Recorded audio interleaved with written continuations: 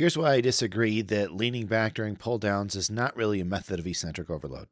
If we look at the example here, the generation of the momentum requires extra work on the concentric, so even though, yes, it might allow you to use a heavier load on the eccentric, we're increasing work during both phases of the lift.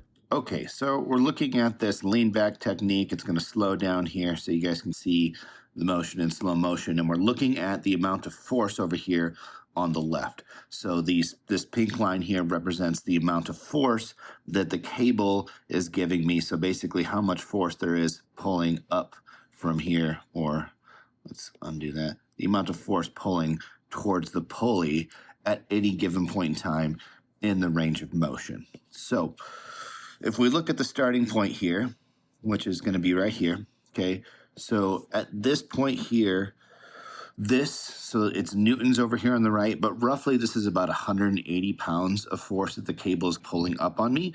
And what we're going to see is as I start the concentric here, is that force is going to go up. So we're looking at this line going up, right? So if I draw a line next to it, it's this line going here, vertical. That's force increasing, and it's increasing to that top point of about like 280 pounds. So essentially about an additional 100 pounds of force is being added to this pull. Now, how is that happening? Because it's the same weight down here, okay?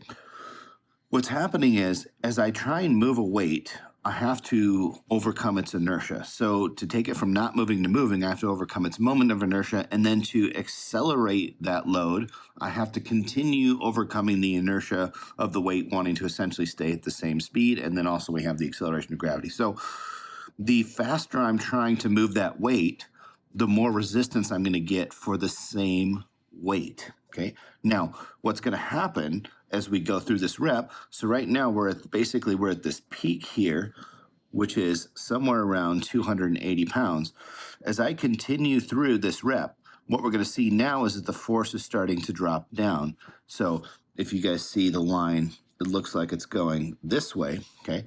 So as I go through and I finish this concentric rep here, I end down here at the bottom where there's very little force, right? So now at the start of the concentric, it went up about 100 pounds, but then in the later part of the concentric, the weight dropped significantly. So what happened is, as I accelerated that weight, I eventually developed enough momentum to offset the inertia. So basically, it went from being heavier than the weight would be holding still to being lighter than it would be holding still, because I had the momentum assisting me. So I went from having to have the weight plus inertia to the weight minus momentum, if you will. So this is where our eccentric is then going to begin, right? So our eccentric is beginning from this place of very light load, right? And then as we start going through, what's going to happen is now that weight is generating momentum going back down, and I'm having to resist that weight wanting to accelerate towards the ground because gravity is pulling on it, trying to accelerate it. So we see that force climbing up again here, okay? So if we look at where that kind of ends, the peak here, this is basically where I'm now stopping at the top, okay? The peak here is significantly smaller than the peak of our concentric, okay? So our concentric, if I draw it here in red, started here, went up, and came down. And then our eccentric, if I draw that here in green, basically is this line here. So the peak of our concentric was higher, but also the average of the concentric is also higher. We ended up doing more work getting that down, okay?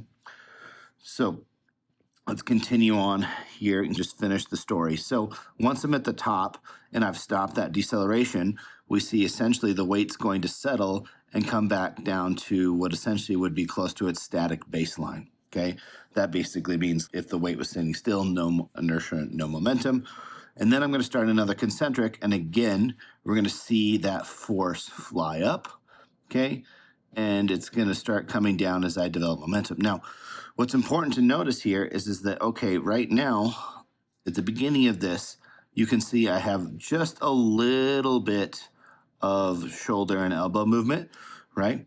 But if we look at where I'm getting to about 90-ish degrees or something like that, and I'm in here, okay, I'm still at a relatively high force, right? So I'm still at a high force when I'm starting to flex the elbows and the shoulders. As I start going through here, or extend the shoulders, as I start going through here, this is still significantly higher and above baseline, right? So if baseline is going to be somewhere in this-ish area, it's going to be when I get to about here that now the weight is going to start being lighter than if I was sitting here holding it still.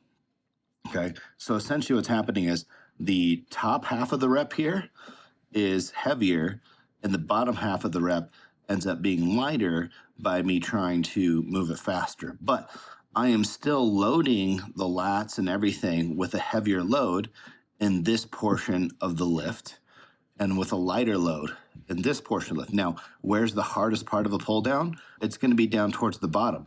So could you use more total weight by using this method? Yes, because essentially what we're doing is we're using the top part of the motion where we're stronger and able to generate momentum that is assisting us in the bottom portion where we're weaker. Whereas if we were to go slow, we would be limited to the load that we could control down here at the bottom, which would be a lower total load.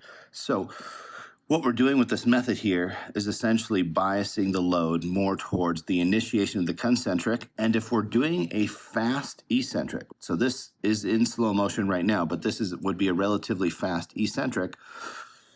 This essentially is going to mean that the peak of the eccentric is going to occur at the end because I'm going to be decelerating the weight to a stop at the top. And see also, as I'm doing this, a lot of the hip motion and stuff and back motion is also happening here as well. And you can also see like at the top here, like it's pulling me almost straight up. So we're changing the direction, or we'll say the angle that we're pulling when it's hard as well. So there's something to that part of the technique too. But essentially, this isn't an eccentric overload because we're not doing more in the eccentric. And even if we looked at the same joint angle, so let's say we get to this position here where, sorry, my bicep is like right under my chin on the eccentric, and we look at where that amount of force is, and then we were to go back and see, all right, where's my bicep kind of in that same position here? So if we're comparing this angle here, which is just below 90, and we get to something like this, which is hopefully somewhat similar, but close enough to illustrate, we see that, look at the difference between the same joint position on the concentric versus the eccentric. And then we also can look at, well, we have all of the peaks of the concentric up here in green. And then if we look at all of the peaks of the eccentric here in red, we're getting higher peaks during the concentric. It's a higher average load on the concentric. And for the same relative joint positions, it's higher on the concentric versus the eccentric. So we're not getting an eccentric overload. What we are getting is an increased bias of work towards the lengthened position in both the concentric and eccentric, and a decrease in relative loading in the short. So because we're essentially making it lighter in the part of the exercise where we are weaker, we'll be able to do more weight, which means that you could do more on the eccentric than if you were to use a slow tempo and no torso motion.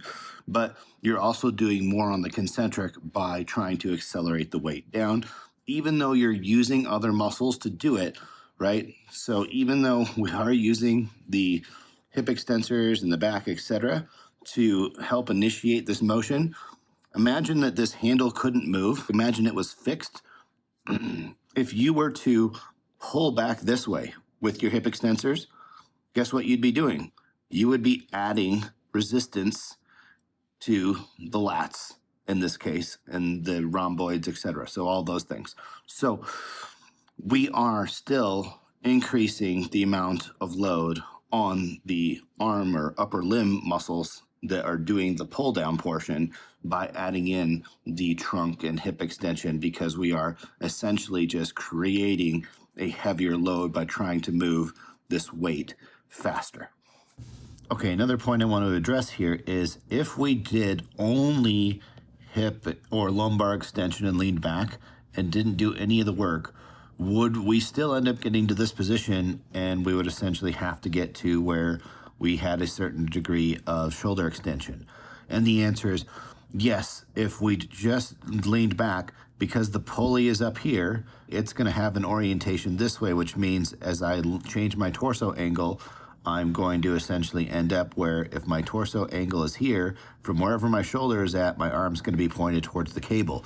So could we make the case that you could selectively try and not use your shoulder extensors or your elbow flexors while you're generating some of the momentum at the top? And the answer is yes, you could. Keep in mind, now we're talking about like a more skill, coordination, demand technique. But what you can't do is separate the fact that if we are hip extending to pull this way, the weight is still pulling harder this way. So that means everything that is resisting the elevation and the protraction can't be taken out. And guess what? Your major thing, what pulls in this direction here?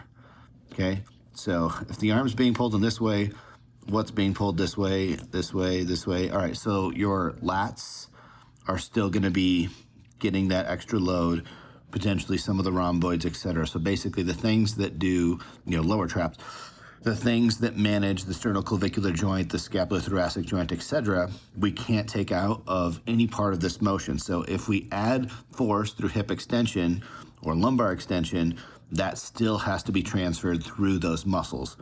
What we can do is delay the isolated shoulder extensors, like maybe the teres major or the delts contribution, a little bit by simply trying to lean back and not pulling on the bar until we've generated a little bit of momentum. But how much can we really influence that? Can we do that enough to offset the fact that our concentric peak here and our eccentric peak is here?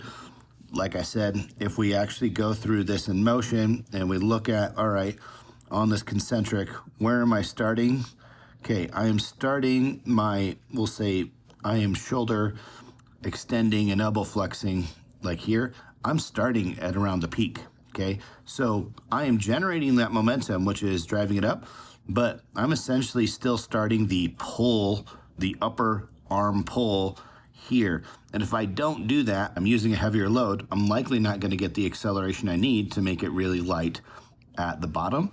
And then the other thing is this same principle applies on the eccentric. So could I, in this instance, let my arms relax and just resist this motion by resisting my torso being pulled up straight?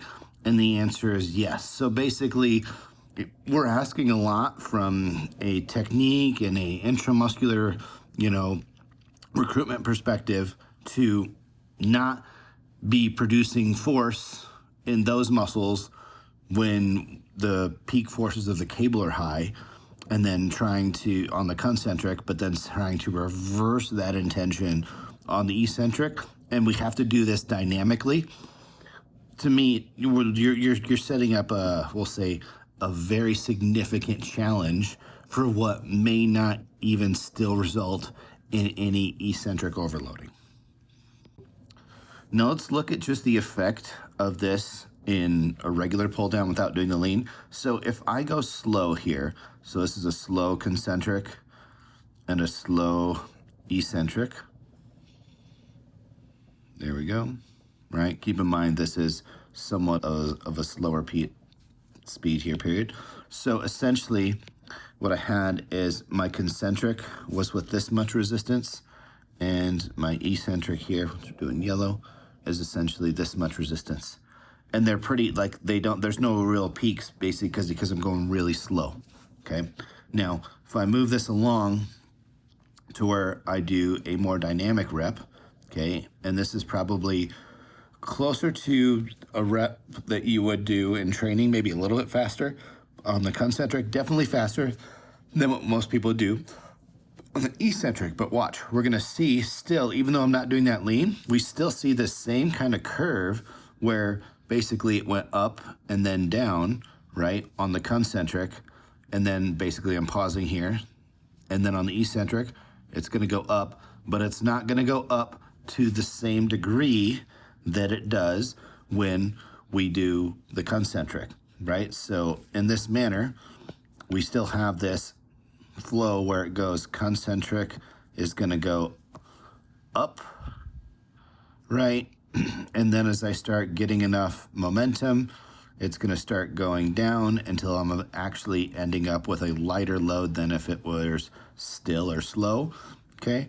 And you can tell that because when I sit here and pause, this is basically the baseline of the weight holding still right here. So if we look at the slow eccentric looks very close to the static weight, but the concentric, even slow, is higher than the static weight. It's much higher than the static weight at the beginning of the rep when we use more acceleration, but it gets below it when we look at the bottom point there. So then let's move along a little further and look at an even more dynamic rep. So this is basically as fast as I can reasonably go in both directions. So now, if we're looking here, we get a taller, we'll say, peak and a bigger drop off. So we climb even higher on the concentric, but then fall down as we finish. And then on the eccentric, as we get in here, what we're gonna see is we get a climb, but it's still not as high as the concentric, right? So it's still here, right, relative to the concentric, which is here, okay? And keep in mind the average of the concentric is still gonna be higher because it's including this upward and downward portion, okay? So more of that is above baseline than on the eccentric portion. So this effective tempo and speed applies whether or not we're using the hip extension or not, right? And so here, excuse me. So here we can't argue that, well, on the concentric that we are doing this with the hips. No, this acceleration is all occurring with the upper body, right? With the lats, the shoulder extensors, the elbow flexors, etc. Okay? So I just wanted to show you guys that this same kind of pattern exists in terms of accentuating the beginning or the lengthened portion of the rep by just simply trying to do the pull down faster. But practically, if we watch these here, let me move these so that it will get here, and let's see if I can get this to play closer to real speed. So start slow. Yeah, I'm not going to be able to get it to go faster than this because I used a very high frame rate to record these so that the forces would be accurate. But essentially, if we look at the very end of my eccentric here, I went so fast that you can see the weight is like pulling me up. You can see like my butt being pulled up and out, right? Like I had to go up really fast to get that type of a peak, which I wouldn't suggest. I don't think it's practical. I don't think it's a safe way to train, etc. So this is why I'm using a more modest load here rather than my full training load to be able to demonstrate this. So I don't think anybody would say that the way to do the eccentric is to let it go as fast as you can and to try and stop it right at the very end. Now we're going to go ahead and look at a work set, and I use two different tempos to be able to illustrate this here, but now like the peaks here on my concentric are about 400 pounds, which makes sense because if I'm doing a single arm pull down for repetitions or whatever on my prime machine, like for a set of 6 to 8, it's peaking at about 180 pounds in the lengthened position and then dropping off as I go through. So this kind of makes sense that, all right, that's about as much force as I'm going to be able to produce here. I'm using two arms. It's not as good of a thing, but I am also getting to use a little bit of the hips in there to help with the momentum. But anyway, basically I wouldn't be able to exceed much more of a peak than what I would be able to do as a pull down anyway. So these numbers make sense here. Starting here, what I did is I used a technique where I went explosive down, and then controlled up, so you guys could see what would happen to the eccentric in this manner. So explosive down, I used the torso movement, etc. And then here at the bottom, right? Okay, we have lowered the amount of resistance with that momentum. But then what I'm going to do is I'm going to hold it here, right? And so what that's going to do is it's going to allow the resistance to come up to baseline. And so now baseline for this is a heavier load. And so now I'm going to start my eccentric with this heavy load right from the beginning.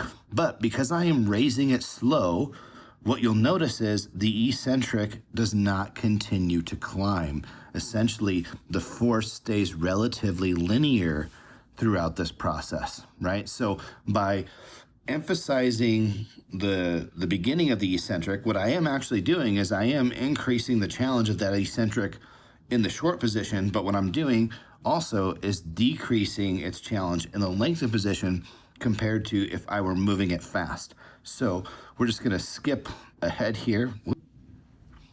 Now, I paused and then I went back to dynamic or fast tempo on both. So here's my concentric here, and then my eccentric is also going to be fast. And if you guys remember when we looked at this zoomed in, what we had is we had this peak for the eccentric, and then it would go down and then go back up. And that's what we can see right here. It's just zoomed out a little bit. But we see here now that the eccentric curved up. So versus the slow, it was, okay, up and then over. So basically, once I started the eccentric, so I paused and then did the eccentric for all these. And we see that basically we never get that peak or that climb in the eccentric like we have on these dynamic reps here, right? So these are all these eccentrics, the dynamic ones over here on the right. So by trying to resist the eccentric right from the beginning, I do increase the eccentric challenge in the short position, but I decrease it in the lengthened position. By letting the weight go up faster, I decrease the eccentric challenge in the short position, and I make it harder in the lengthened position because I essentially have to decelerate that weight that's moving faster and bring it to a stop. So again, we aren't really getting concentric versus eccentric overload by trying to move faster or slower.